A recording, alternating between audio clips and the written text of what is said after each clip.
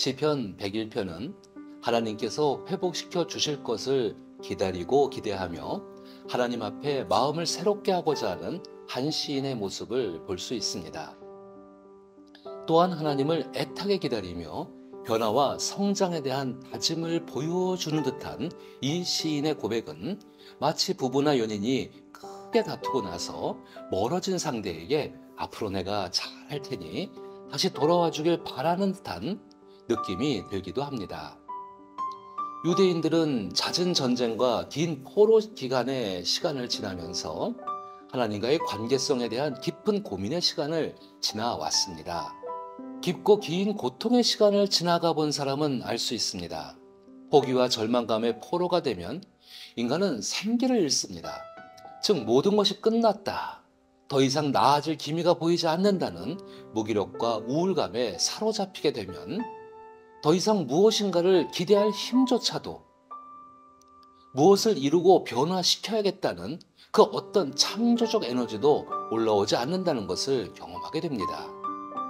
이처럼 인간이 자신의 삶에서 생기를 잃고 창조적 에너지를 잃는다는 것은 곧 우리 안에 계신 하나님의 형상을 잃어버리는 것과 같습니다. 창세기에서 말하듯이 우리는 하나님께서 당신의 생기를 불어넣어 생명이 되게 한 존재이며 하나님의 형상으로 빚어진 존재이기에 우리 모두는 창조주이신 하나님의 놀라운 창조적 에너지를 갖고 있지만 극심한 고통과 절망의 시간은 이러한 하나님의 형상을 닮은 생기 있고 창조적인 본연의 모습을 점차 잃어가게 만듭니다. 그러나 바로 여기에 힌트가 있습니다. 우리는 시편을 쭉 함께 읽어오면서 느낀 고통 속에 부르짖는 탄원과 호소, 그리고 희망과 기대, 그리고 또다시 그 구원의 희망 속에서 좌절하고 절망하기도 했던 시인들의 기도를 보면서 우리는 곳곳에서 우리 자신의 모습을 발견하기도 하였습니다. 그러나 우리가 기억해야 할 것은 성경은 이미 그러한 시간을 보내면서도 끝까지 하나님과의 관계를 놓지 않고 친밀한 교제 속에서 그 길고 어두웠던 고통의 터널을 지나 결국 하나님의 약속을 맛보았던 자들의 고백이 담긴 이야기들이라는 것을 우리가 꼭 기억해야 합니다. 이렇게 시편 4권의 모음집은 포로 이전에 예레미야 선지자를 통해 약속하셨던 그 회복의 날을 기다리면서 결국 절망 중에서도 희망의 메시지를 붙들고 기도하던 자들이 결국 하나님의 일하심을 경험하게 되며 끝내 할렐루야, 하나님을 찬양하게 된다는 시편 제5권의 시의 모음집으로 점차적으로 이끌고 있습니다. 이렇게 시편 제4권을 포함한 시편 전집은 유대인의 신앙을 굳건하게 하기 위해 그들이 경험한 하나님을 새 노래로 찬양하도록 의도적으로 구조화된 시 모음집인데요. 그 중에 시편 101편부터 106편은 제4권의 결론부에 해당하는 시들로서 다시 한번 시편 제4권의 메시지를 요약합니다. 그리고 이 시편 101편은 약속을 기다리며 다짐하는 한 신앙인의 모습을 발견할 수 있는데요. 함께 본문을 통해 살펴봅니다.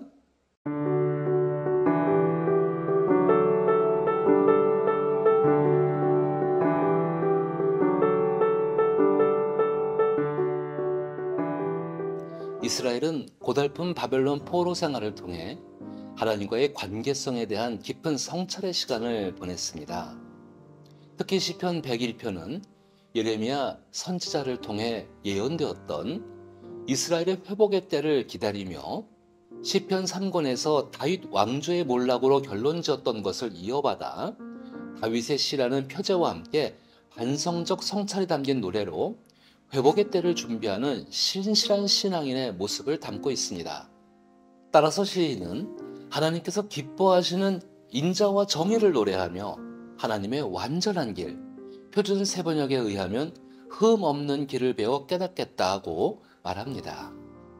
그리고 통치자로서 완전한 마음으로 행할 것이라는 다짐과 함께 그러니 어느 때에 하나님께서 오실 것인지 그 약속하신 회복의 때가 대체 언제인지를 묻습니다. 바벨론 포로기를 지나며 발전한 이들의 신앙에서는 하나님과의 언약적 관계를 기억하면서 그 관계 안에서 약속에 성실하지 못했던 자신들의 모습을 반성적으로 성찰하며 자신을 바로 세우는 일과 함께 자신과 공동체를 성장시켜 나가는 선택을 합니다. 이러한 모습은 3절부터 8절을 통해 더욱 구체적으로 드러납니다. 특히 이 시의 표제가 다윗의 시인 만큼 한 민족을 다스리고 돌보아야 할 왕에게 주어진 사명에 대한 무게를 되새기며 왕으로서 변화되고 성장해야 할 덕목에 대해 나열합니다. 먼저 3절과 4절을 보면 역대기와 열왕기를 통해 나타났듯이 다윗 왕조의 심판의 시간을 맞이할 수밖에 없었던 타락한 통치자들의 어리석었던 행동을 거울 삼아 나 자신을 어떻게 다스릴 것인가에 대해 성찰합니다. 악한 것을 보지도 않을 것이며 하나님의 언약 그리고 하나님의 인자와 공의의 인격을 무시한 채 나의 불안과 만족에만 눈이 멀어 배교자가 되지 않겠다는 다짐을 합니다. 그리고 사악한 마음, 표준 세번역에서는 구부러진 생각이라고 표현하는데요. 하나님의 형상을 닮아 태초에 지어진 대로인 하나님의 인격으로부터 나오는 생각과 마음을 떠나 방향을 구부러뜨려 악한 일을 하게 되는 어리석음에 다시 빠지지 않을 것임을 다짐합니다. 그리고 5절은 내가 주변을 어떻게 다스릴 것인지에 대해 새롭게 다짐하는 부분입니다. 하나님은 개개인이 모여 만드는 사회를 조화롭게 만들어 가십니다. 그리고 그 조화를 위해 우리는 서로 관계를 맺으며 살아갈 수밖에 없습니다. 조금 더 쉽게 이야기한다면 우리는 절대로 다른 사람과 관계를 맺지 않고는 살아갈 수 없는 존재라는 것이죠. 그렇기 때문에 우리는 필연적으로 서로 영향을 주고받으며 살아갈 수밖에 없습니다.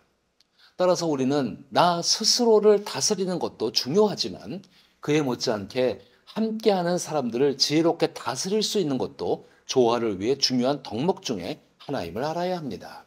이것에 대해 시편 101편은 대표적으로 이웃을 헐뜯는 자, 교만한 자들을 용납하지 않을 것이라고 말합니다.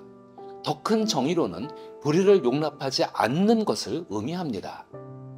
특히 이러한 덕목은 공동체의 건강한 질서를 위해 지도자나 리더가 갖고 있어야 하는 바른 판단의 기준이지만 과거의 선조들을 거울 삼아 그렇지 못했음을 반성하며 바로 세워가기를 다짐하고 있습니다. 그리고 이어지는 6절에서 8절의 말씀은 앞으로 삶에서 옳은 판단을 하며 살아가기 위해 무분별하게 아무나 옆에 두는 것이 아니라 내 신령과 믿음을 토대로 내 옆에 두어야 하는 사람이 누구인지를 분별하기로 결단합니다. 이 땅에 충성된 자, 완전한 길에 행하는 자를 옆에 두고 속이고 거짓말하는 자를 옆에 두지 않기로 하며 악인들을 다 하나님의 성에서 끊어지게 하겠다 다짐합니다. 이러한 표현은 구체적으로 예레미야 선지자가 시드기야 왕에게 경고했던 내용을 예시로 든다면 이런 것과 같습니다. 시드기야 왕은 하나님의 말씀을 전하는 예레미야의 말에 귀를 기울이지 않았습니다.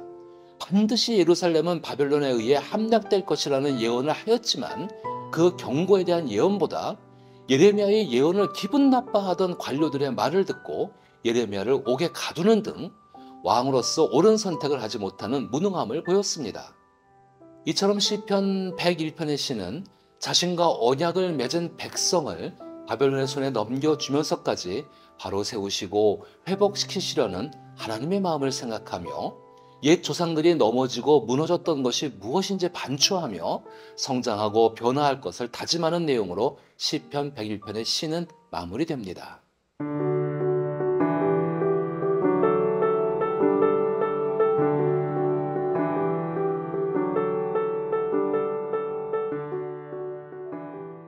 시편 101편에서 하나님의 회복의 때를 기다리며 시인이 바로 세우기로 다짐하는 이 모든 것들은 사실 하루빨리 고통스러운 상황을 벗어나고 싶은 마음과 함께 후회와 반성을 하는 과정에서 나오는 어쩌면 자연스러운 성장의 모습일지도 모릅니다. 우리는 이처럼 시편을 통하여 이스라엘의 고통의 역사와 그들의 경험 속 하나님에 대한 이야기와 그들의 성장이 담긴 시를 읽고 있습니다. 그렇기 때문에 이 시에 나온 행위에 대한 목록은 절대적인 가치와 기준이 될 수는 없을 것입니다. 다만 우리는 여기서 중요한 부분을 교훈 삼을 수 있게 됩니다. 이들이 고통 속에서 성찰한 중요한 주제들이 담긴 이 시편은 바로 나는 누구인가? 나는 무엇을 해야 하는 사람인가? 나는 하나님과 어떻게 관계를 맺으며 이웃과는 어떻게 관계 맺으며 살아가야 하는가에 대해 깊은 고민과 성찰이 담긴 기도문이라는 것이 중요합니다. 물론 고통 가운데 있는 사람 중에 절망의 에너지에 사로잡힌 사람은 만약 나에게 다시 회복이 찾아온다면, 우리에게 다시 새로운 기회가 찾아온다면이라는 만약의 가정을 하는 것조차도 어려울 수 있습니다.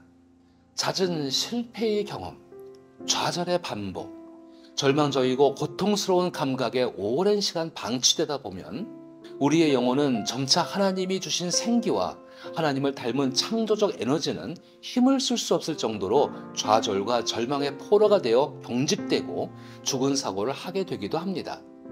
그러나 우리는 이쯤에서 바벨론 포로기라는 시점에 해당하는 시편 제4권의 결론부를 읽어나가면서 한 가지 이러한 생각을 해보았으면 좋겠습니다. 우리는 살아가면서 수많은 실패와 좌절을 경험할 수 있습니다. 그리고 신앙생활과 믿음생활이 주는 안정감보다도 희망하고 기대하다 다시 실망하게 되는 이러한 어려움의 순간들이 반복적으로 나타나게 될 수도 있습니다. 그러나 그럼에도 불구하고 성경은 우리에게 끊임없이 하나님의 인애와 성실하심으로 구원에 대해 말하고 있음을 결코 잊어서는 안 됩니다. 성경을 통해 발견하는 하나님께서 가장 성실히 하시는 일이 무엇인가를 한번 생각해 보세요. 하나님께서 당신의 백성을 사랑하시기에 가장 성실히 일하시는 것은 바로 포로된 자들을 반복적으로 구원해 주시는 일입니다. 바벨론이 상징하는 것이 무엇이겠습니까? 그리고 포로가 되었다는 상태는 무엇을 의미하는 것이겠습니까? 포로 생활은 그들의 삶의 터전과 일상, 그리고 그들의 생각과 영혼까지 송두리째 절망과 고통의 늪에 빠지도록 만들었습니다. 그러나 성경은 그 고통의 운명론적인 사고에서 끊임없이 하나님의 인자와 공의와 자비의 인격으로 구원하시고 또다시 구원하시는 이야기를 반복하고 있습니다. 그리고 그것의 정점이 바로 우리가 구주로 믿는 예수 그리스도의 죽음과 부활 사건이며, 예레미야를 통해 약속하신 진정한 포로 귀환의 정점 또한 바로 이 예수 그리스도를 통한 확실하게 나타난 하나님 나라의 모습입니다. 부활하신 예수께서는 오늘날 성령과 함께 우리의 삶에 임마누엘 하시겠다고 약속하셨습니다. 이것은 우리를 고통의 운명론에서 반드시 회복하시고 구원해 주신다는 영원한 약속의 성취인 것입니다. 여러분, 시편 150편을 순례하는 과정은 결코 쉬운 일이 아닙니다.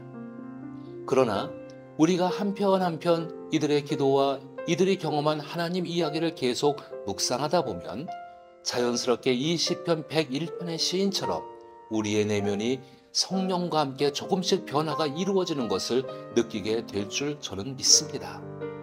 왜냐하면 회복에 대한 약속, 그리고 그 약속의 성취는 오늘날 영원한 우리의 중보자 되시는 예수 그리스도로 인하여 계속 이어지기 때문입니다. 여러분, 여전히 고통 가운데 계십니까? 환난 날에 나를 부르라, 내가 너를 건지리니 내가 나를 여가롭게 하리로다라는 시편 50편의 말씀을 기억하십시오. 그리고 기도하며 그 회복의 때를 기대하십시오. 만약 기대할 수 없다면 조금 더 하나님과의 친밀한 관계성을 추구해 보십시오. 그러면 은밀한 중에 응답하시며 그 회복의 때를 알게 하시고 그날을 기다리는 인내의 시간 속에서 그리스도의 참된 평강이 여러분의 마음을 주장하게 될 줄로 믿습니다. 이 시편의 순례의 길을 통해 함께 성장하는 신앙의 동역자들이 많이 세워지길 나사렛 예수의 이름으로 축복합니다.